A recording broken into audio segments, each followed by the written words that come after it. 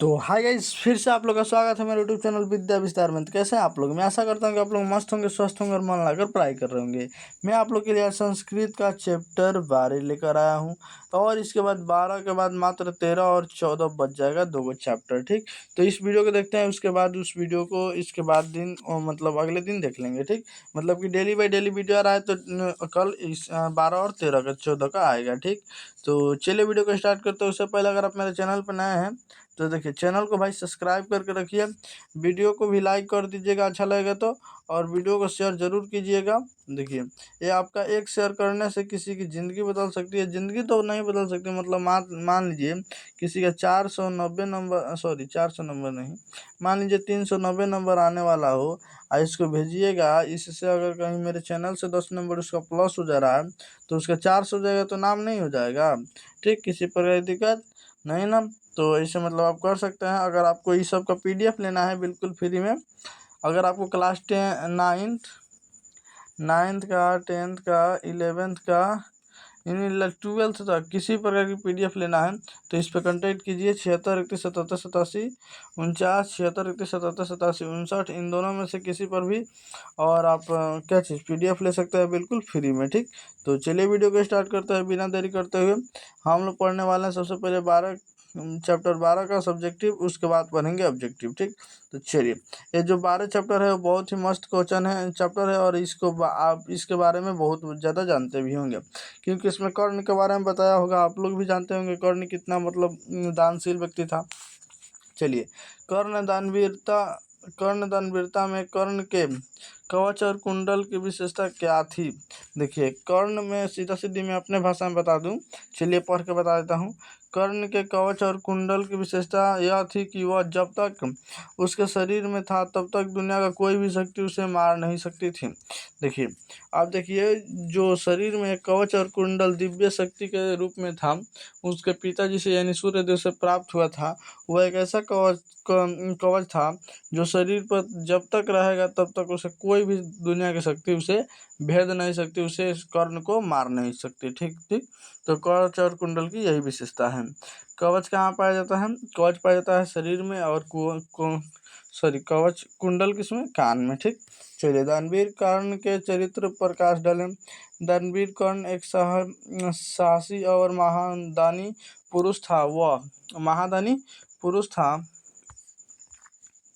अब देखिए, वह क्या यहाँ पे आगे,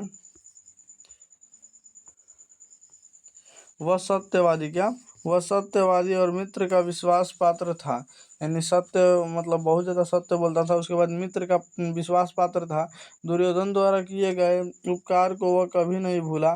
मतलब कि देखिए, उसका सब जगह अपमान हुआ है, लेकिन एक दुर्योधन उसका मित्र है जो कि उसका सम्मान किया है। उसका कवच और कुंडल अवैध थे। अवैध है यानी उसको कोई वेध नहीं सकता। फिर उसने उससे इंद्र को दान स्वरूप में दे दिया। कुरुक्षेत्र की वीरगति को पाकर वह भारतीय इतिहास में अमर हो गया। देखिए, वो अपने कवच और कुंडल को वहाँ पे इंद्र भगवान आए थे पंडित जी के रूप में मांगने, यानी भिक्षा मांगने, और वहाँ से उसको मांग लिए क्योंकि अर्जुन की वो सहायता करना चाहते थे। और कुरुक्षेत्र में वो मतलब वीर गति पाकर हमेशा खातिर अमर हो गया। ठीक, चलिए, अब 3 नंबर जो क्वेश्चन है, कर्ण कौन था एवं उनके जीवन से हमें क्या शिक्षा मिलती है? तो देखिए, कर्ण सूर्य और कुंती का पुत्र था।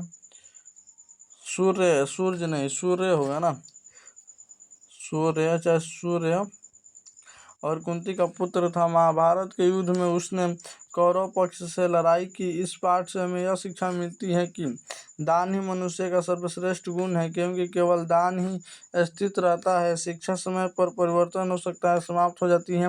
वृक्ष समय पर नष्ट हो जाते हैं। इतना ही नहीं, जलाशय भी सूखकर समाप्त हो जाता है। इसीलिए मोह माया के बिना दान और सहाय करना चाहिए। देखिए, दान हमेशा स्थिर रहता है, अमर रहता है। लेकिन अगर आप सोचिएगा काम कि हम नहीं, ऐसा नहीं करें, हम पढ़ाई लिखाई करके मतलब दान नहीं करेंगे, पढ़ाई लिखाई कर लेंगे, बस यही काफ़ी है, तो पढ़ाई लिखाई भी एक दिन देखिए समाप्त हो जाती है। जो समाप्त हो जाता है तो उसका कोई धन नहीं। पढ़ाई लिखाई भी समय के परिवर्तन के साथ साथ समाप्त हो जाएगा। वृक्ष भी गिर जाते हैं, वृक्ष भी नष्ट हो जाते हैं समय के साथ साथ, लेकिन जो दान है वो हमेशा युगों युगों तक याद रखा जाता है, किसी प्रकार की दिक्कत नहीं ना। चलिए, इसमें इसी को बताया गया है। 4 नंबर क्वेश्चन है, दानवीर कर्ण नाम इंद्र को दान में क्या दिया, 3 वाक्यों में उत्तर दें, अथवा कर्णाशय दानवीरता पाठ के आधार पर दान की महात्मा को बताइए। ठीक, तो देखिए इसमें 2 क्वेश्चन था, दानवीर कर्ण ने इंद्र को क्या दान में क्या दिया। तो दानवीर कर्ण ने इंद्र को अपने कवच और कुंडल दान में दिया।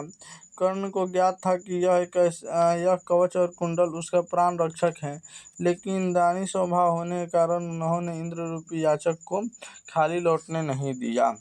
देखिए, भले उसको मालूम था कि अगर हम इसको देह से हटा देते हैं तो हमारा मृत्यु अवश्य मतलब कि हो सकता है। ठीक, अब वैसे जब तक था हमारे पास बार था वो तो अलग बात है, अगर बार नहीं होगा फिर भी हम क्या करेंगे, जीत सकते थे। तो उनको शरीर से हटाया गया। ठीक, किसी पर दिक्कत, और उसको लेने आए थे इंद्र रूपी याचक, इंद्र भगवान आए थे। ठीक, चलिए, कर्णाशय दानवीरता पाठ के नाटककार कौन है। कर्ण किसका पुत्र है तथा उन्होंने इंद्र को दान में क्या दिया, यही हमको पूछना है। तो देखिए, कर्णाशय दानवीरता पाठ के नाटककार भास हैं। कर्ण कुंती के पुत्र हैं थे, सूर्य के भी, तथा उन्होंने इंद्र को दान में अपना कवच और कुंडल दे दिया। बस यही तो आपको लिखना है। चलिए, 6 नंबर जो क्वेश्चन है, देखिए पढ़े ध्यान से। कर्णाशय दानवीरता पाठ के आधार पर दान की महिमा का वर्णन करें, अथवा कर्णाशय दानवीरता पाठ के आधार पर दान के महत्व का वर्णन करें। तो कर्ण जब कवच और कुंडल इंद्र को दे रहे थे तब उनके सल्ले यानी उनके जो दोस्त थे उन्हें रोकते हैं। इस पर कर्ण दान की महिमा बताते हुए कहते हैं कि समय के परिवर्तन के साथ शिक्षा नष्ट हो जाता है और बड़े बड़े वृक्ष उखड़ जाते हैं, जलाशय भी सूख जाता है, परंतु दिया गया दान सदैव स्थित रहता है। अर्थात क्या, अर्थात दान कदापि नष्ट नहीं होता, यानी कभी भी नष्ट नहीं होता है। तो दान देना बहुत अति आवश्यक है, किसी प्रकार की दिक्कत नहीं ना। चलिए,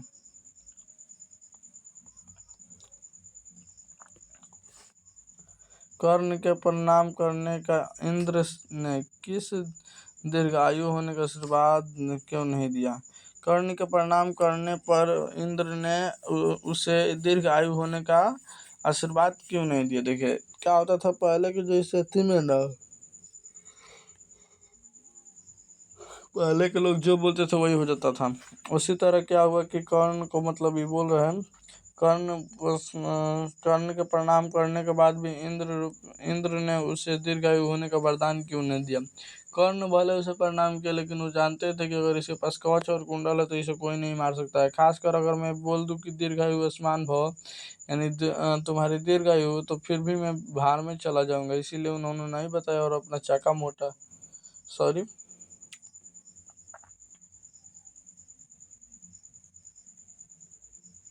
सॉरी जो कुछ भी हुआ 1 मिनट के लिए उसके लिए सॉरी।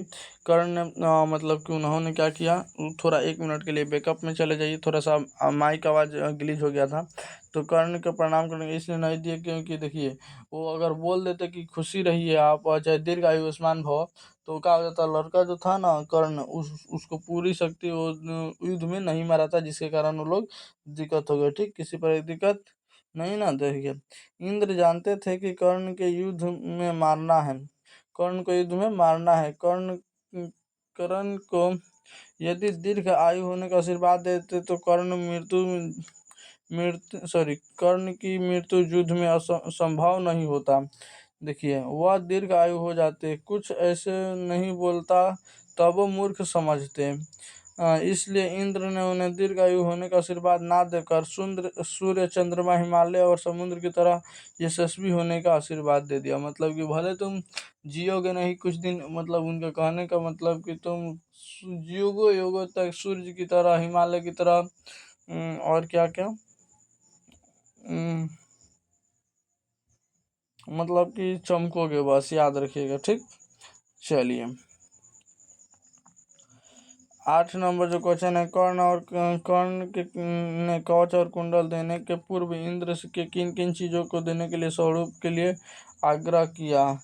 इंद्र से बड़ी भिक्षा याचे, इंद्र कर्ण से बड़ी भिक्षा चाहते थे। कर्ण समझ नहीं सके कि इंद्र भिक्षा के रूप में मेरा कवच और कुंडल चाहते हैं, इसलिए कवच और कुंडल देने के पूर्व कर्ण ने इंद्र से अनुरोध किया कि वह सहस्त्र गाय, हजारों घोड़े, हाथी, अपर्याप्त सोना, मुद्राएं और पृथ्वी यानी भूमि, अग्निष्ट फल का या मेरा सिर ग्रहण कर लें, ठीक। लेकिन उनको चाहिए कवच और कुंडल, किसी प्रकार की दिक्कत नहीं ना। चलिए आगे। इंद्र ने कर्ण से सबसे बड़ी भिक्षा मांगा और क्यों। इंद्र ने कर्ण से सबसे बड़ी भिक्षा में उनका कवच और कुंडल मांगे अर्जुन की सहायता करने के लिए, क्योंकि जब तक कर्ण के पास कवच और कुंडल था तब तक दुनिया की कोई भी शक्ति उसे मार नहीं सकती थी, ठीक। किसी प्रकार की दिक्कत नहीं ना। चलिए ऑब्जेक्टिव इसका खत्म करते हैं बिना देरी करते हुए। कितना नंबर 12 चैप्टर। चलिए यहाँ पे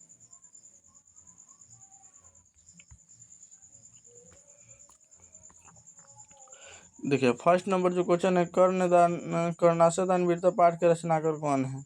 तो ये जो है भास है, किसी प्रकार की दिक्कत नहीं ना। चलिए आगे। कर्णाशय दान वीरता पाठ दान वीरता किस प्रकार का पाठ है, नाटक है, किसी प्रकार की दिक्कत नहीं ना। चलिए कर्णाशय दान वीरता पाठ कहाँ से लिया गया है, कर्णभार से। चलिए आगे। सूर्यपुत्र कौन है, कर्ण है। कर्ण किसको कवच और कुंडल देता है, इंद्र को देता है। कर्ण किस देश का राजा था, अंग देश का। कर्ण किसको नमस्कार करता है, इंद्र को। कुंती पुत्र कौन है, अर्जुन। इसमें अर्जुन नहीं दिया गया है तो इसलिए कर्ण मारना पड़ेगा। चलिए किसी पर दिक्कत। कर्ण किसके पक्ष से युद्ध करता था, कौरव के। चलिए किसी प्रकार की दिक्कत नहीं ना।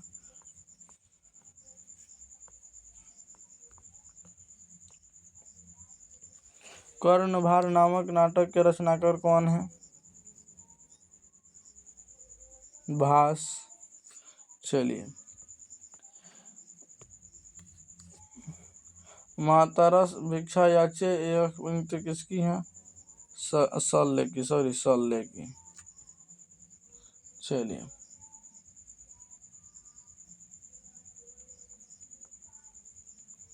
क्या हमेशा स्थिर रहता है, दान।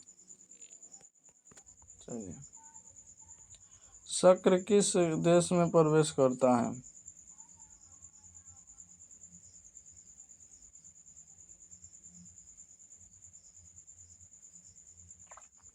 शक्र किस देश में प्रवेश करते हैं। 13 नंबर का आंसर क्या है, किस देश में प्रवेश करते हैं, ब्राह्मण भेष में, भेष लिखा है, ठीक। चलिए मजबूत जड़ वाले भी कौन गिर जाते हैं, वृक्ष गिर जाते हैं। चलिए किसने छल पूर्वक दान में कवच और कुंडल ले लिया, इंद्र ने। चलिए धर्मो ही यते डैश गुणा धरान्ते, श्लोक कहाँ से लिया गया है, कहाँ से लिया गया है, कर्णाशय दान वीरता से। चलिए देवता और असुरों द्वारा क्या भेदने योग्य नहीं है, कवच और कुंडल। इसमें कवच ही सिर्फ दिया है, यहाँ तक कि देवता भी उसे नहीं भेद सकते थे, ऐसा शक्तिशाली कवच था। चलिए कवच और कुंडल के साथ किसका जन्म हुआ था, कर्ण का। कर्म लिखा गया है लेकिन ये क्या है, कर्ण है, ठीक। किसी पर दिक्कत। चलिए भास के कितने नाटक उपलब्ध हैं, भास के कितने नाटक उपलब्ध हैं, 13। चलिए ब्रह्म नव वेशधारी कौन था? ब्रह्मा नव वेशधारी कौन था? इंद्र। चलिए, किसका मन सांप के जीव की तरह के समान होता है, चंचल होता है? राजा का।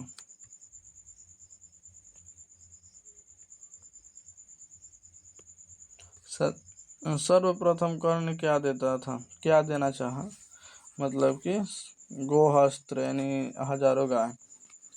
समय आने पर किसका नाश हो जाता है? विद्या का। सब कुछ का नाश हो जाता है, थोड़ा सा चीज है जो उसका नहीं होता है। न दंत दांत व्यायाम, न दांत व्यायाम, यह युक्ति किसकी है? यह युक्ति किसकी है? शल्य के, यानी ना देता नहीं दीजिए लेकिन उस कर्ण नहीं माने। शरीर के नष्ट होने के बाद किसका नाश नहीं होता है? गुण का। गुण का। किसी प्रकार की दिक्कत नहीं ना। चलिए, दानवीर कौन था? कर्ण दानवीर था। ठीक, चलिए अगला जो क्वेश्चन है कौन सा है? चलिए अगला नंबर जो क्वेश्चन कैसा है? इंद्र। चलिए, ब्राह्मण के वेश में कौन प्रवेश करता है? ब्राह्मण के वेश में अर्जुन प्रवेश करता है। हाँ,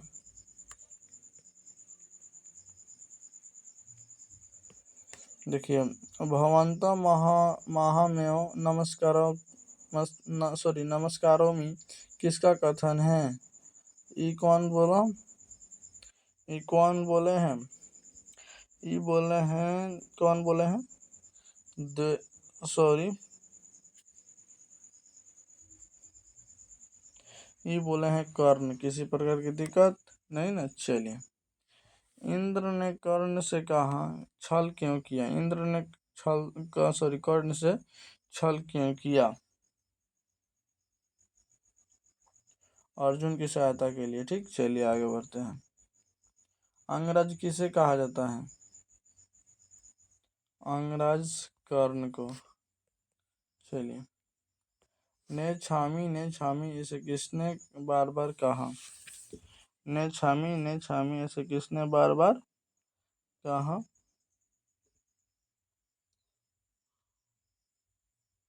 शक्र ने। ठीक, चलिए आगे। कर्ण शक्र को चौथी बार क्या देना चाहता था? चौथी बार सोना देना चाहता था। चलिए, यहाँ आज हम लोग का क्या हुआ, चैप्टर थोड़ा सा मतलब दिक्कत होके मतलब कुछ अलगे बोल दिए हैं, तो उसके लिए सॉरी। अगर आप मेरे चैनल पे नए तो मेरे चैनल को सब्सक्राइब कर दीजिए, वीडियो को लाइक कर दीजिए, किसी पर दिक्कत नहीं ना, और वीडियो को शेयर कीजिए। ठीक, अगर आपको बिल्कुल फ्री में PDF लेना है तो इस नंबर पर जाना चाहिए 76 177 87 49 या 49 या 59।